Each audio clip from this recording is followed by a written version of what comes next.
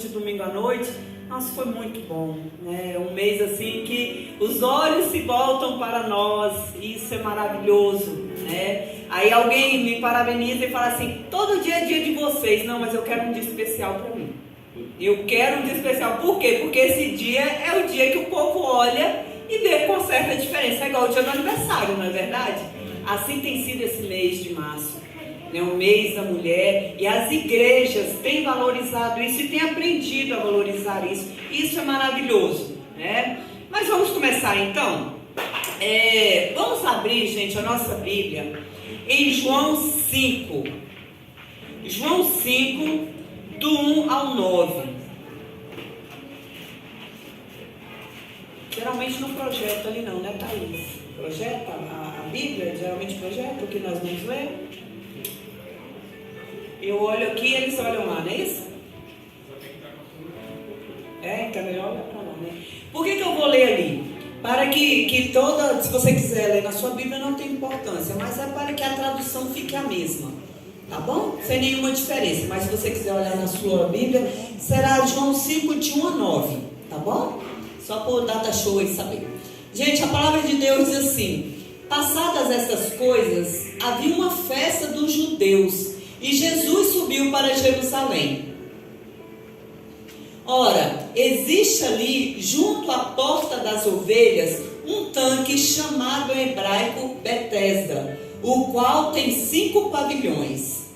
Nestes jazia uma multidão de enfermos, cegos, coxos, paralíticos, esperando que se movesse a água, porquanto um anjo descia em certo tempo, agitando-a. E o primeiro que entrava no tanque, uma vez agitada a água, sarava de qualquer doença que tivesse. Estava ali um homem enfermo havia 38 anos. Jesus, vendo-o deitado e sabendo que estava assim há muito tempo, perguntou-lhe: queres ser curado? Respondeu-lhe o enfermo: Senhor, não tenho ninguém que me ponha no tanque quando a água é agitada, pois enquanto eu vou, desce outro antes de mim. Então lhe disse Jesus: levanta-te, toma o teu leito e anda.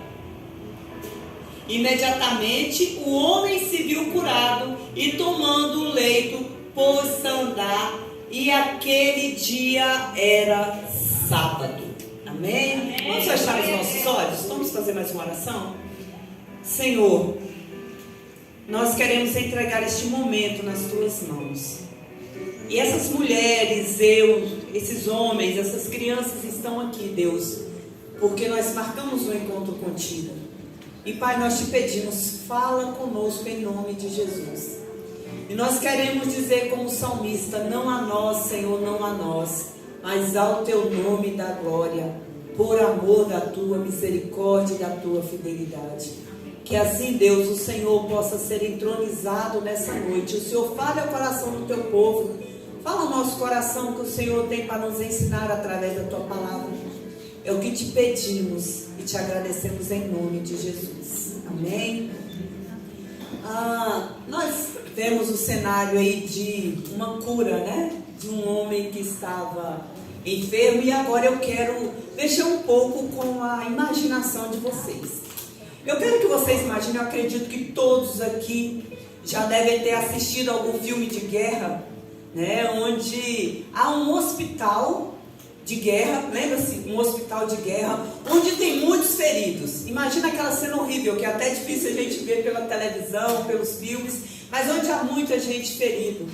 E aquelas pessoas estão uma a uma, esperando um médico chegar para ser curada, né? Esperando a presença de um médico para ser curada. E quando esse médico vem um médico, e esse médico só pode atender uma pessoa. Ele não pode atender mais do que uma. Há várias pessoas doentes ali, mas esse médico só pode atender uma pessoa. E essa pessoa geralmente ela não é a escolhida, mas é aquela que tem o acesso mais rápido de chegar a essa pessoa e tocar nela, ou pedir ajuda, né, a ponto que esse médico possa chegar e trazer, né, fazer algo para que aquela pessoa seja curada. Já conseguiram imaginar aí um lugar desse? Pois é, era exatamente isso que estava acontecendo nesse lugar. Imagine esse lugar de guerra, parecia um campo de guerra onde havia várias pessoas. A Bíblia diz que coxos, paralíticos, endemoniados e por aí vai, muita leprosos, vários tipos de doenças. Imagine aí. E todo mundo assim, ó, várias pessoas deitadas ali, esperando um anjo descer, mover as águas. Aí a gente não vai entrar nessa ideia aí. Será real, se não era? O que era? Não, a minha ideia aqui não é trazer isso agora. A minha ideia que é trazer para vocês o que o texto está falando ali é, uma vez um anjo vinha, movia as águas, e quem pulasse primeiro nessas águas era curado. Ou seja, somente uma pessoa, né? O que fosse mais esperto, ou, né, alguém que fosse lá e colocasse ele nesse lugar. E esse é o cenário da história desse paralítico, que a Bíblia diz que já tinha 38 anos que ele estava paralítico. Aí alguém pode pensar, mas ele nasceu paralítico, né? Não, ele não nasceu paralítico. A Bíblia diz mais na frente, depois se vocês quiserem continuar lendo a história, depois vocês vão ver que Jesus vai encontrar ele em algum lugar, mais lá na frente, e Jesus vai olhar para ele e vai falar, é você. Ele vai falar, olha, fui curado. É você, né, que foi curado. Então, cuidado, se cuida, para que coisa pior não te aconteça. Ou seja, essa pessoa com certeza, esse homem estava num estado de paralisia, né, naquele estado, porque ele fez algo, estava sofrendo dano por algo que ele fez. E Jesus alerta ele, cuidado, você recebeu a cura? Cuidado para que algo pior não te aconteça, né? Mas vamos continuar. Esse homem, ele devia ter mais do que 38 anos, ele já devia, se brincar aí, está lá pelos seus 50 e alguma coisa, né? Estava ali nesse campo, né, de pessoas doentes, esperando em algum momento ser curado, né? E é muito interessante que nessa noite eu não quero falar para vocês sobre doença física, porque senão vocês teriam chamado uma enfermeira, um médico, né? Então, se vocês chamaram uma psicóloga é porque vocês querem ouvir falar de um adoecimento emocional, tá? E é exatamente nesse rumo que eu estarei levando a palestra dessa noite, sobre adoecimento emocional. Mas o que vem a ser adoecimento emocional? As pessoas falam muito de depressão, ansiedade, né, e tantas outras questões, o burnout, né, e tantas outras questões que atingem as pessoas hoje em dia, né? Mas vocês sabem o que é adoecimento emocional? Por que acontece o adoecimento emocional? Ou o que é? A gente ouve muito falar e dá os nomes, mas a gente às vezes não sabe o que é o adoecimento emocional. O adoecimento emocional é quando o corpo, ele traz um adoecimento da alma. Ou seja, primeiro eu adoeço na minha mente, para depois o meu corpo ele somatizar. Lembra-se da depressão, né? Lembra-se do burnout? Burnout é aquelas pessoas que têm um problema parecido com depressão, que eles são afastados do emprego por conta de algumas questões, né, difíceis, que eles não conseguem lidar aí, e eles são afastados. Isso eu não vou dar nomes para essas questões emocionais, né? Porque a nossa ideia não é essa, mas só eu estou falando o que é mais básico que vocês possam entender, tá bom? Mas olha só, é a somatização que é do adoecimento emocional, é a somatização de quando o corpo reflete as dores da nossa mente. Pasme, quando você adoece no corpo, a sua mente já estava adoecida há muitos anos. Há muito tempo. E qual é a grande questão nisso? É que nós vivemos uma cultura em que a gente não tem que parar muito para observar as nossas dores emocionais, as nossas questões, né? Por quê? Porque eu não tenho tempo para isso, porque eu tenho filhos para criar, porque eu tenho que estudar, porque eu tenho que trabalhar, porque eu sou crente, porque eu estou na igreja, então eu não tenho tempo para isso. Eu não posso Isso é coisa de gente fraca, isso é coisa de gente cheia de mimimi. E aí as pessoas começam a rotular, falta uma pia de louça para lavar, né? E aí todo mundo começa a achar que aquela pessoa, o que ela está sentindo é bobeira, é besteira. Então a nossa sociedade, é claro, já tem avançado nisso, mas ainda isso é muito forte. De não parar para observar no início do adoecimento. Por quê? Porque enquanto a luta é somente no meu cérebro, ninguém está sabendo. Eu posso estar aqui arrasada, mas se a irmã chega para mim e fala: Diana, tá tudo bem? Tá tudo bem, tá tudo ótimo. E quando é aquelas mulheres, né, que eu conheço algumas mulheres assim, quanto mais adoecidas elas estão emocionalmente, mais elas parecem uma árvore de Natal. Mais elas se arrumam, e mais a maquiagem é pesada, e mais a roupa, entendeu? É daquelas roupas assim da noite, né? Aquela coisa bem, tá 7 horas da manhã, a pessoa tá parecendo assim que vai pra night, né? Então, tem pessoas que têm essa virada, e essas são muito fáceis de falar: não, mas tá bem, olha tanto que ela tá linda. Agora aquelas que já decaem, que já não levanta mais, já tá, né, prostrada, já nem pintiu o cabelo, já não toma banho, aí chama atenção. Aí essa já, opa, não tá bem, né? Mas é muito interessante que nós não temos essa cultura de dar tempo para pensar no início do adoecimento emocional, que começa no nosso cérebro. E é interessante que algumas pessoas perguntam assim para mim: Diana, por exemplo, nós somos 5 irmãos e só uma tem problema emocional. De todo o restante, todo mundo funciona lindamente bem, né? E aí começam as comparações. É muito interessante nós percebermos o seguinte, que a forma como eu vejo a vida é o que faz a diferença. Às vezes nós somos 5, nascemos todos do mesmo pai e da mesma mãe, mas a forma como eu olhei aquela situação, a validação que eu dou para aquela situação, é que vai fazer a diferença na minha vida. Não é o fato em si, mas como eu olho para aquela situação. Por que tem pessoas que têm um adoecimento maior?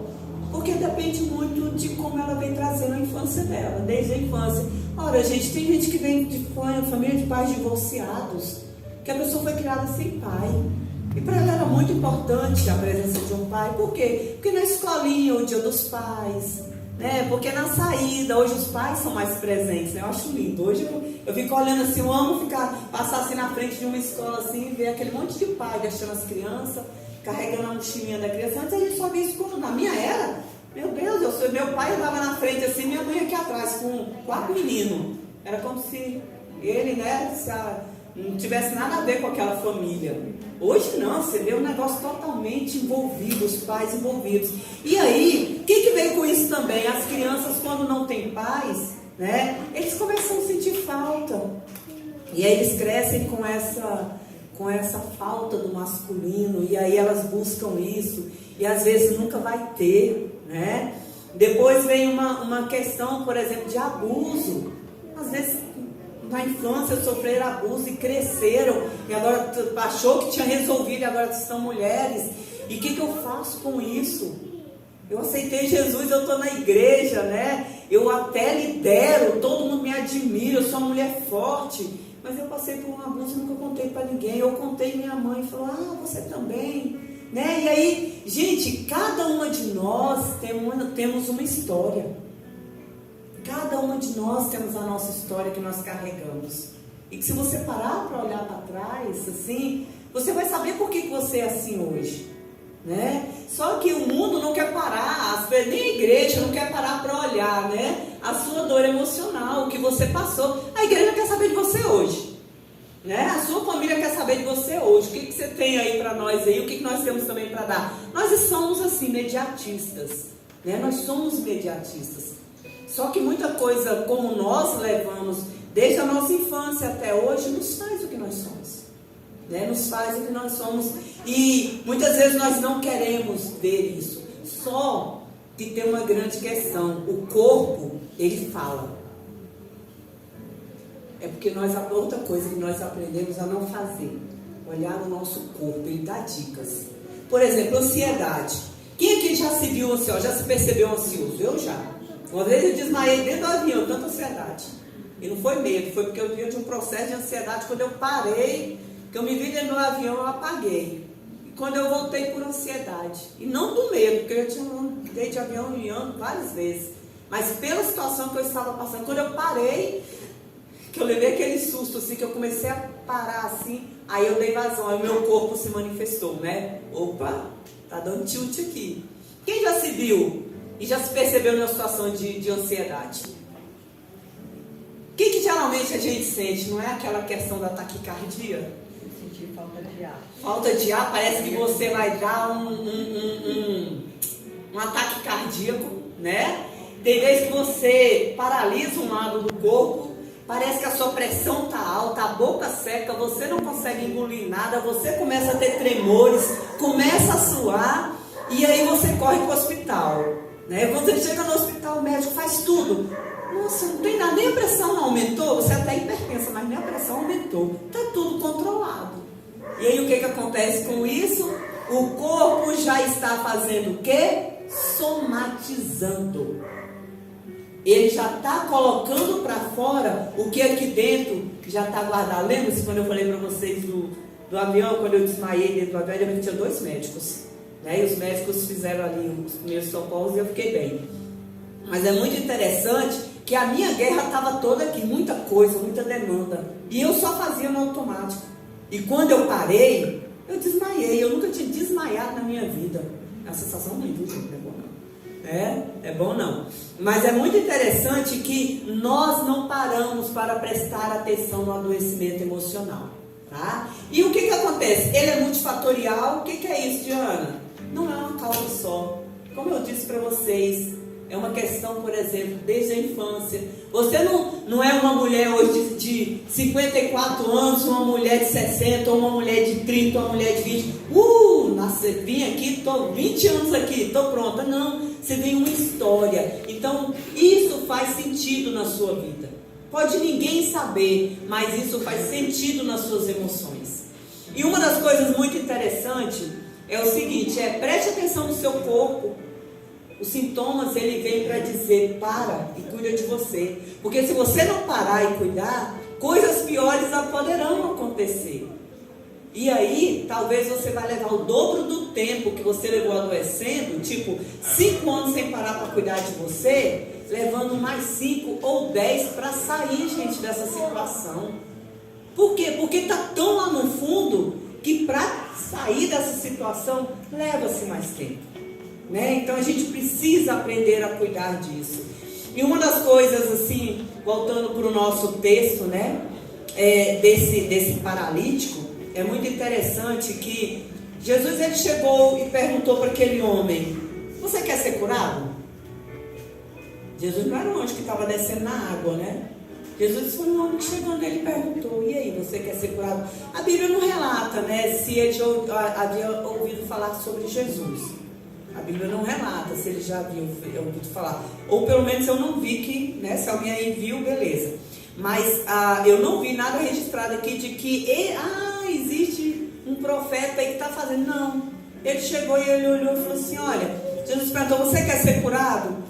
E parece que é uma pergunta sem sentido, né? Olha, se a gente estivesse com um câncer e um médico chegasse e falasse: você quer ser curado? O natural da gente é falar o quê? Claro, eu quero ser curado, não é? Esse seria o óbvio. Claro, eu quero ser curado. Né? Parece que é uma pergunta sem sentido. Mas é muito interessante que aquele homem não respondeu imediatamente: eu quero ser curado.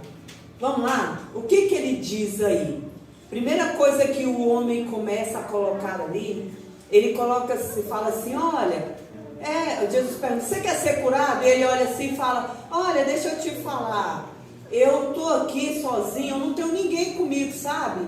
Então eu estou impossibilitado de ir até as águas, não tem ninguém que me leve até lá. E aí, tem outra coisa, tem um que está com menos problema do que eu, corre, vai lá e pula na água e é curado. E assim eu estou aqui até esse tempo todo. Ele respondeu a pergunta de Jesus? O que vocês acham? Ele respondeu a pergunta de Jesus quando Jesus perguntou: ele quer ser curado? Não. Ele ficou dando o quê? Desculpas. Ele ficou dando desculpas para Jesus. Quando ele diz assim, não tenho ninguém que me ponha no tanque, outro mais rápido entra dentro de mim, o que ele está falando ali? A culpa é do outro, não é minha. Tadinho de mim. Eu estou aqui, deitado, paralítico, há tantos anos, e eu não tenho ninguém aqui, não tem ninguém da minha família que me apoie, não tenho nenhum amigo, não tem ninguém que possa me pegar e colocar lá dentro, né? Mas o que ele fala? E tem outro melhor que vai lá e pula, então é por isso que eu estou aqui. O que a gente pode ver se a gente observar mais um pouco? A primeira coisa, gente, não tenho ninguém que me ponha no tanque, eu estou só. Porque ele está falando, eu estou sozinho nessa zona de guerra aqui, né? Sentimento de abandono, solidão, comparação. Quando ele olha, o outro é mais rápido que eu, o outro vai mais rápido que eu, e o outro, acomodação, acomodado, né? Não vou dar conta mesmo, a gente nem sabe se ele se esforçava, né? Se ele pelo menos mexia num lugar para dizer, deixa eu tentar, se arrastava ou coisa parecida. De repente não, sempre vai ter alguém melhor do que eu, mais rápido do que eu. Queridos, uma das coisas que eu posso falar, né, disso muito claramente, porque eu trabalho em consultório, e uma das coisas que quando as pessoas elas têm depressão, quando elas têm um sentimento de autoestima baixo, vê a vida de uma forma negativa, porque tem muita gente que sempre está extraindo o pior da situação, ela não consegue. E eu digo isso com todo respeito por essas pessoas, é o momento que elas estão passando, tá? Não é uma palavra de acusação, não é uma palavra para denegrir ninguém, é uma palavra de chama atenção para, se você se vê nessa situação, você começar a perceber como que você pode fazer diferente, tá? Como que você pode fazer diferente? Porque em uma situação, gente, nem tudo é ruim. Até da morte, que é a pior coisa que a gente pode imaginar, a morte, você pode tirar algo de bom daquela situação, não o morto em si, eu estou falando quem fica, né? Quem fica, você pode aprender algo com aquilo. Se for uma pessoa que está sofrendo muito, gente, ninguém merece ver um corpo, né? Que a pessoa já completou aquilo que tinha que completar, né? Já está ali preparada para ir morar com Jesus. E a gente está lutando para que ela fique. Eu costumo dizer que a morte é a graça de Deus sobre as nossas vidas. É a graça. Você já pensou você viver nesse corpo? Vou falar para o pessoal aí dos 40 anos, né? Para cima, né? Para cima, para baixo aí. De 40, 50, 60 e que a gente começa a ter uma queda, né? A nossa saúde naturalmente ela vai... Por mais que você se cuide, ela vai desgastando, porque é o nosso corpo.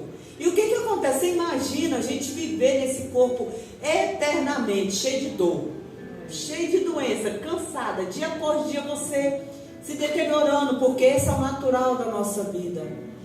E Deus fala, não, você vai viver nesse corpo, preso a esse corpo eternamente. É por isso que eu digo, a morte é a graça de Deus sobre as nossas vidas. Porque quando chega o nosso tempo, nós vamos para onde? Morar com Deus. Então isso é graça de Deus sobre as nossas vidas. Mas olha o que eu tirei da morte. Algo bom. Graça de Deus.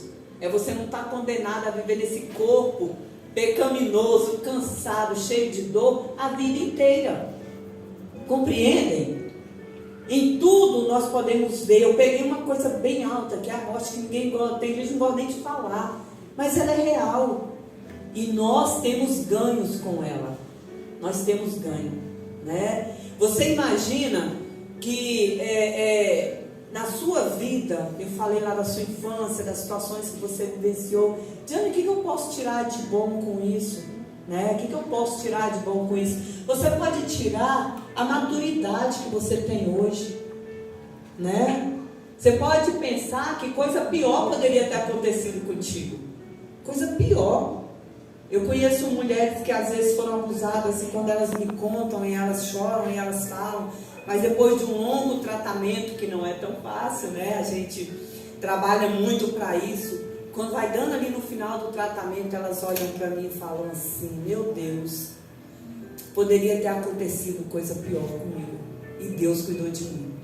Mas isso sai lá de dentro, não é uma coisa decorada só para me agradar ou para agradar a igreja, dizendo que eu tenho fé. Não, é algo que elas, depois de um longo tratamento, elas conseguem olhar e ver algo de bom na situação que é tão difícil.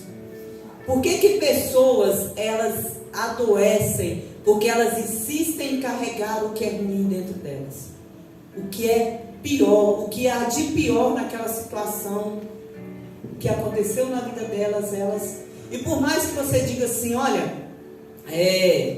tem cura para a tua depressão. Se você fizer assim, assim, assim, tem cura. Não é rápido, mas tem cura. Ah, acho que não. Eu acho que não é assim não. Eu acho que não tem jeito para mim não. Ah, não gosto disso não. Eu quero ficar quietinho aqui. Deixa eu aqui que Jesus vai cuidar de mim aqui, eu mesma. E a pessoa vai se entregando. Ela começa a olhar e falar, porque o culpado é o meu marido, porque o culpado é o meu ex-marido, porque me abandonou e me trocou por uma outra mulher, porque o culpado são os meus filhos que não cuidam de mim, porque o culpado foi o meu pai, porque o culpado foi o pastor, porque o culpado é a igreja, o culpado é o Lula, o culpado foi o Bolsonaro, o culpado é o ministro do STF. Todo mundo é culpado, menos a pessoa. Consegue ver isso? Todo mundo é culpado, até os filhos. Eu conheço mães que olham para os filhos e falam assim, eu estou nessa vida porque eu tive vocês. Aí eu tive que inventar essa praga desse homem que está aqui, ó, que é o pai de vocês. Aí como é que a criança fica? Meu Deus, mamãe sofre, a mulher que eu tanto amo, ela sofre por quê? Por minha causa, eu sou a culpada. E aí essa criança, ela começa o quê? Eu sou mesmo. Eu não deveria ter nascido. Eu deveria ter feito o quê? Eu deveria fazer igual o João fala, né? Eu deveria ter sido um aborto, eu deveria nem ter visto a luz do dia. E começa a olhar e fala assim, eu não quero mais viver. E aí vem as depressões da vida, vem as angústias da vida. Não estou dizendo para vocês aqui que toda depressão, ela vem de cunho simplesmente emocional. Tanto é que quando se chega no consultório, uma das primeiras coisas que eu pergunto é, todos os exames estão prontos? Já passou pelo médico? Os hormônios estão tudo certinho? As vitaminas estão certinhas? Tudo ok? Biologicamente aí está tudo ok?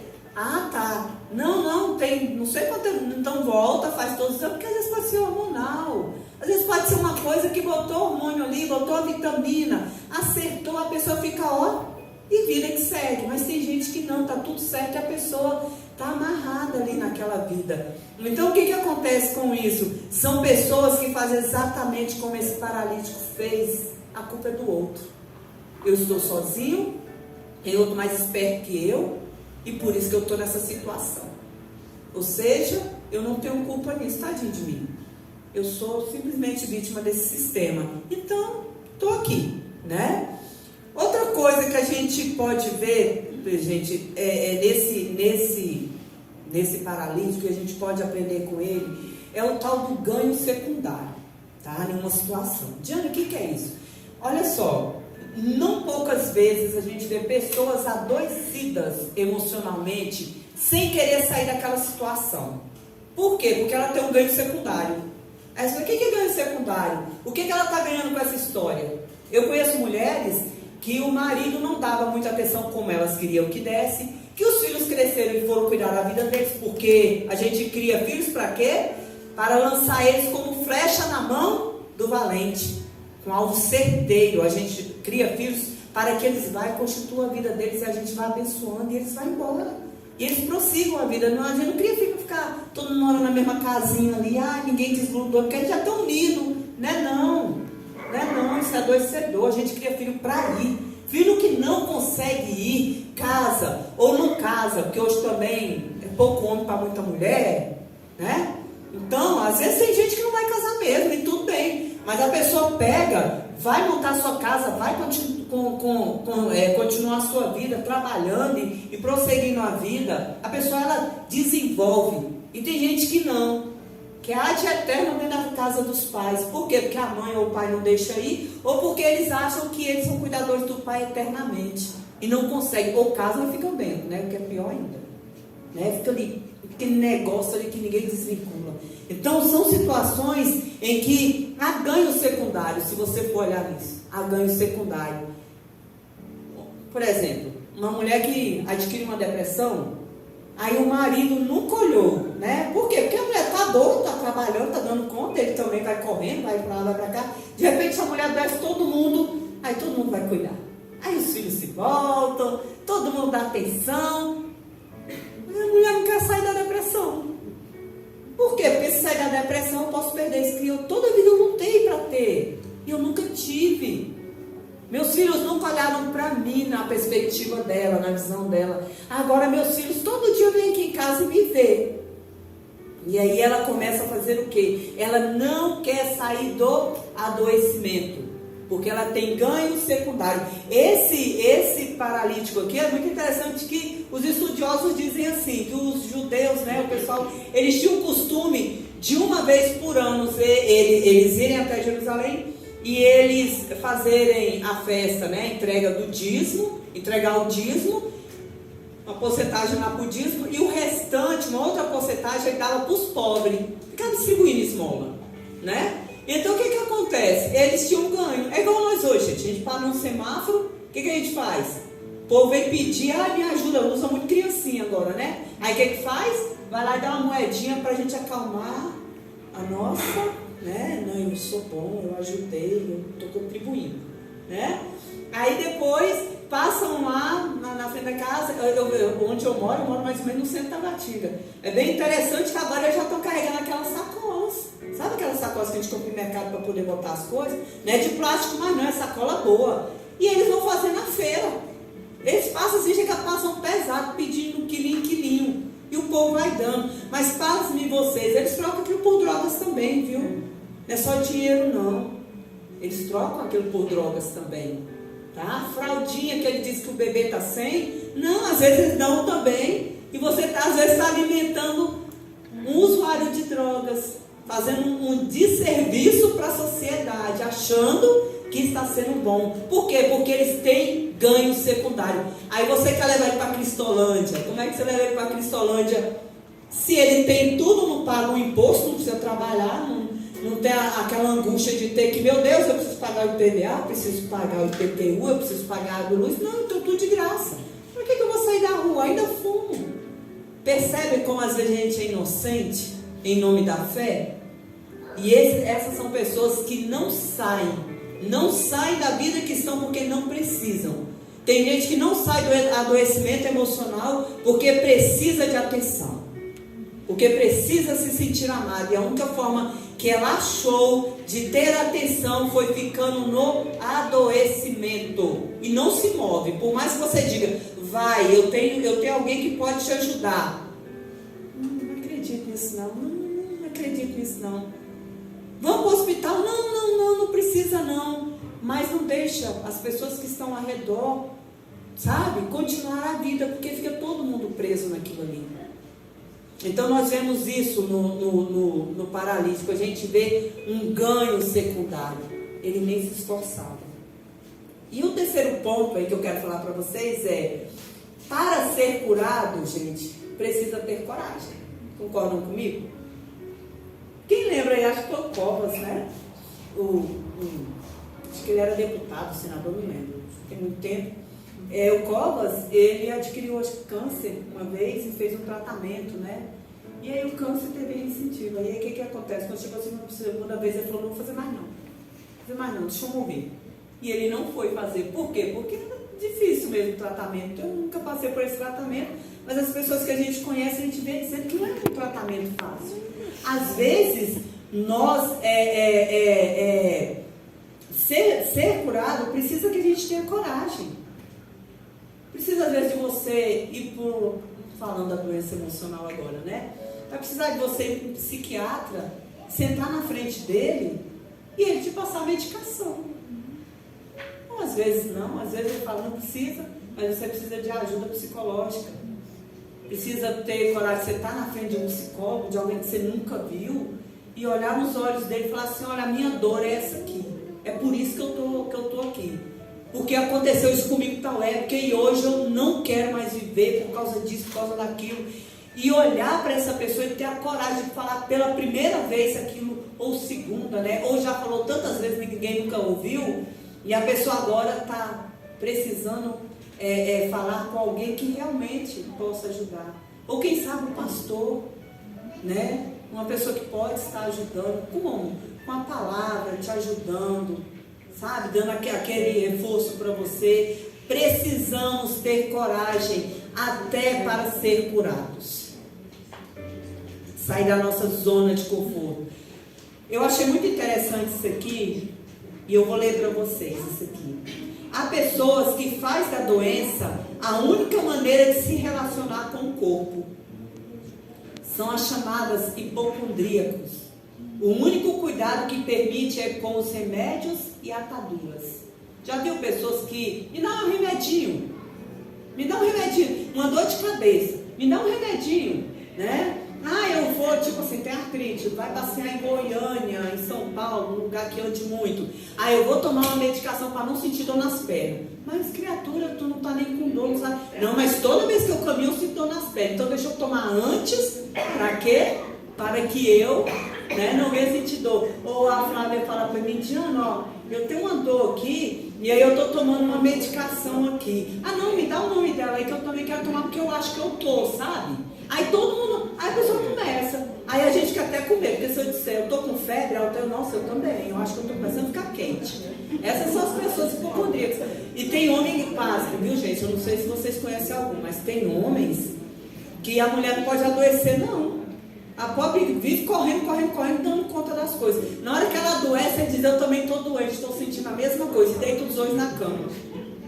Cara, de verdade, a gente vê muito isso. São pessoas que a relação que elas têm com o corpo é uma relação apenas de doença. Elas não gostam muito de beijo, de abraço, de fazer muita coisa, não. A questão delas é simplesmente medicação e atadura. Essa é a minha relação com o meu corpo, de doença, né? A outra, tem pessoas que fazem da doença a única forma de se relacionar com pessoas. Conquistam as pessoas com as suas reclamações e descrição dos seus sofrimentos. Muro das lamentações, né? Que só sabe contar as coisas muito difíceis. Não é que a gente não tem que falar, mas não tem que falar disso o tempo inteiro, né? Não tem que falar disso o tempo inteiro. É isso que eu estava falando para vocês. São pessoas que usam da doença emocional uma única forma de se relacionar com as outras pessoas. Eu estou doente, tá? Eu detesto quando chega no meu consultório e alguém pega assim, faz a primeira consulta, aí depois fala, doutor, o que eu tenho mesmo? Aí o que você quer saber? Não, diagnóstico. Eu falei, não tem diagnóstico. Vamos dar mais um tempo. Por quê? Porque a gente quer rótulo. A gente quer, eu sou TDA, por isso que eu sou assim. Olha, meu filho é TDAH, né, gente? TDAH hiperatividade, tá? Bem rapidinho, hiperatividade aí, tá? Bem simplificando aqui pra vocês. Ou seja, que esse menininho que corre. Aí eu fico olhando pro menino assim, eu falo, mas ele foi diagnosticado por alguém assim que tem condições? Não, mas o pai dele eu tenho certeza que ele é. Aí eu começo a observar o menininho assim, né? Falo, gente, só é um menino cheio de energia. Sério, um menino cheio de energia, às vezes que mora em apartamento e nunca tem lugar para correr. Ou menino que é acostumado a correr e gosta de correr. Ou menino que simplesmente precisa falar, para um pouco e senta, porque a vida não é só correr, ou seja, o limite. Aí todo mundo quer. Por quê? Porque se disser que o meu filho tem hiperatividade, o que me exime que eu não sei criar, que eu não sei colocar limite. Tá de um bichinho, né? Aí o menininho cresce só hiperativo. Esse dia eu vi uma menininha falando assim pra mim, eu sou ansiosa. Ela me ajudou a fazer umas coisinhas lá em casa e eu olhei pra ela assim, por que você é ansiosa? Eu não tô dando conta de fazer esse laço. Eu falei, tu já fez laço alguma vez na vida? No meu tênis. Eu falei, então tu sabe fazer aqui. Vai dar conta, é só ter paciência. Mas eu fico muito ansiosa. Eu falei, controle sua ansiedade. Tipo, gente, uma menina de 8 anos. De onde é que essa menina tirou? Eu sou muito... Aí quando eu conversando assim, bem disfarçadamente com os pais sobre ela é muito ansiosa. Eu, já sei. A menina já rotularam a menina de ansiosa. E quantas vezes a gente não rotula nossos filhos? Sabe? Começa a colocar sobre eles essa questão. É igual depressão hoje. Eu tenho depressão. Gente, às vezes não é. Às vezes você está passando por uma situação que você tem que viver a tristeza. Mas ela tem que ter tempo de começar e acabar. Ora, se você perdeu alguém, tem gente que morre, por exemplo, o marido. Aí vão lá, Diana, eu quero que você cuide da minha mãe. É por quê? Não, eu acho que ela está com depressão. Por quê? Ah, meu, depois que o papai morreu, depois que o papai morreu. 6 meses, filha, deixa de viver o luto. Nem é saudável tirar as pessoas do luto. A gente precisa ter o tempo de viver o nosso luto. Mas a gente não tem que ficar nesse luto. A gente precisa ter o tempo de sair. Isso é importante. O nosso problema hoje da nossa sociedade, sabe qual é? Qualquer tristeza é depressão. Eu não posso ficar triste. Por quê? Não, porque tristeza não é de Deus. Esse dia alguém falou para mim assim, eu queria casar, né, divorciada, né? Falou assim, eu queria casar, Jesus me desse um novo marido. Não é mesmo, é bom mesmo, é bom que eu esteja só, né? Que vai ser assim, né, aleatório. Aí ela olhou assim para mim, olha, mas eu sou feliz com Jesus, viu? Eu não dei nem resposta. Eu falei, não estou falando de Jesus, estou falando de relacionamento com o homem. Vem me falar que é feliz com Jesus, para mim isso não faz sentido, né? Para mim isso não faz sentido. E a mesma coisa quando alguém diz, eu tenho depressão, fui diagnosticada com depressão. Olha, então você não é salva, né? Você não conhece Deus, fala a verdade. Igreja ama fazer isso com a gente. Igreja ama fazer isso com a gente. Colocar um peso além daquilo que a pessoa já está carregando. Gente, doença emocional não tem nada a ver com a nossa vida com Deus. Diana, mas eu esfriei mesmo, eu oro menos. Claro que você ora menos. Porque uma pessoa que está em depressão, o que ela tem? Primeira coisa que ela tem é um embotamento emocional. O que é isso, gente? Não sorri fácil. Não vê alegria, vê um mundo cinza. Então não quer nem conversar com o outro, que dirá com Jesus, que é difícil da gente, né? É uma fé, a gente não vê. Se eu ver, já está difícil conversar, você imagina eu ter que sentir Deus aqui presente. É difícil, não é fácil, mas isso não quer dizer que a pessoa não conhece Deus. Ela está passando por uma fase. E a nós, como igreja, a gente tem que olhar para essa pessoa não com dó, mas com misericórdia e falar, nós podemos te ajudar. Tem jeito, você não precisa ficar dessa forma. E deixar a pessoa fazer esse caminhar. E a última coisa aqui, há pessoas que fazem da doença a única forma de se relacionar com Deus. Já viu pessoas que parecem menino birrento com Deus? Tem umas músicas maravilhosas, né? Conhece a casa do Marcos Nascimento? Quer vitória? Vai chorando, gente chora. Umas outras, foi difícil chegar, mas os outros vão ver. Eu nem guardo essas letras de jeito, porque nem canto. Aí fala assim, as pessoas vão, aqueles que não acreditaram em você, agora vão morrer de inveja, porque vai ver que você conquistou. Eu não quero lá conquistar nada, o povo tem inveja de mim. Não me importa. Se importa para você ter que estar provando algo para alguém, o problema está em você. Você está precisando de aprovação de alguém, para o povo poder ter inveja de você, ver que você é capaz de conseguir, você está com um problema. A pessoa tem, né? Mas eu quero dizer para você que você está com um problema. Essas músicas que às vezes a gente canta, são músicas de mimimi, sabe? De chegar diante de Deus, eu quero, eu vou jejuar, até Deus me dá. E depois quando Deus dá, né? É um problema, porque às vezes Deus dá, Deus permite. Então, às vezes as pessoas usam a doença, sou tão pequenininho, tadinho de mim, o senhor não viu como eu fui criado? Pois é, o senhor não vai ter misericórdia de mim? E aí começa, né, com esse mimimi. Isso são situações em que não agrada a Deus. E concluindo agora, Jesus disse, né, no final ali,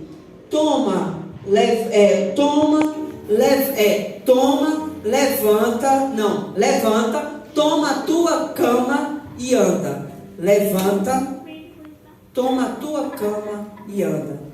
Decida confiar em Deus.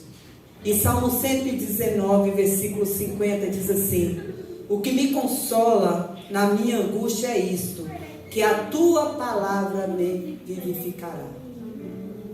Amém? Amém. O que me consola na minha angústia é isso, que a tua palavra me vivificará. Jó 19, 25, ele fala assim, ele declara, ele profetiza em toda angústia, ele diz assim: eu sei que o meu Redentor vive e por fim se levantará. Ao invés de ficarmos profetizando, né, trazendo sobre nós palavras que venham piorar a nossa situação, vamos começar a profetizar a palavra de Deus.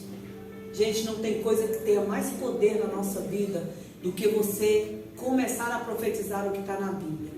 Sabe por quê? Porque Deus não é homem para mentir, nem filho do homem para que se arrependa. Se Ele falou, está na Bíblia, Ele vai honrar. Por que você às vezes não tem as orações respondidas? Porque você ora segundo o seu coração, segundo a sua vontade. Lá em Provérbios 1 fala assim, olha, procura sabedoria. Como se procura pedras preciosas. A gente não procura pedras preciosas porque a gente não tem costume de ter pedras preciosas. Mas assim como você trabalha para ter dinheiro, gente, dinheiro é bom demais, né? É bom, resolve muitos dos nossos problemas. A gente não pode amar ao dinheiro, mas a gente busca dinheiro. Por quê? Porque a gente precisa. E eu vou dizer uma coisa para vocês. Assim como você busca o dinheiro, busca a sabedoria de Deus. Por quê? Porque é ela que vai trazer prosperidade, ela vai trazer cura para a sua alma, para o seu corpo. E a Bíblia diz aqui, olha, que Jó falou, eu sei que o meu Redentor vive e que por fim ele se levantará. E por fim, busque ajuda, saia da inércia. Você tem família, se você não tem família, você tem pastor. Se você não tem pastor, você procura também a ajuda de um profissional. Porque tem, olha, falando verdadeiramente, eu lá no meu consultório sei exatamente a diferença. Quando é algo que tem que ser para um pastor ou para um padre, ou quando tem que ser algo para um psicólogo. E eu não misturo isso. Apesar de ser evangélica, eu não misturo isso dentro do meu consultório. Tem casos que eu olho para a pessoa e falo assim, olha, daqui para cá você tem algum líder religioso? Ah, eu tenho um padre. Vai no padre. Conversa com um padre bom hoje, viu, gente? Um padre aí que eles fazem um aconselhamento, que quando elas me contam, eu fico, cara, que coisa linda. Sabe? Não tenho que botar defeito. E quem é evangélico, eu falo, vai atrás do seu pastor, da esposa do seu pastor, porque essa aula aqui, ó, é vida espiritual. Aqui, ó, é psicológico. Isso aqui eu vou tratar de você. Agora, isso aqui é uma outra coisa. A gente precisa aprender a ter esse discernimento, tá? Nem tudo o pastor vai dar conta. E nem tudo o psicólogo vai dar conta. É cada um no seu quadrado. E nós precisamos aprender isso, né? E aí fica a pergunta, e aí, você quer ser curada? Você quer ser curada? Jesus perguntou para aquele paralítico, você quer ser curado? E hoje ressoa no seu coração. Jesus perguntou, e aí, você quer ser curado? Qual é a situação que você está passando, ou que você passou, que você está presa ali, que você está amarrado ali? Quer ser curada? Hoje nós falamos sobre várias situações que você pode, decisões que você pode estar fazendo para ser curada. Primeira coisa é saia da inércia, levanta, toma o teu leito e anda, faz o que tem que fazer. A coisa não vai acontecer se você não fizer. Você vai morrer desse jeito, mas não vai acontecer. Porque senão, ficaria fácil, né? Ficaria fácil. Vamos nos colocar em pé? Vamos orar? Eu quero que agora só você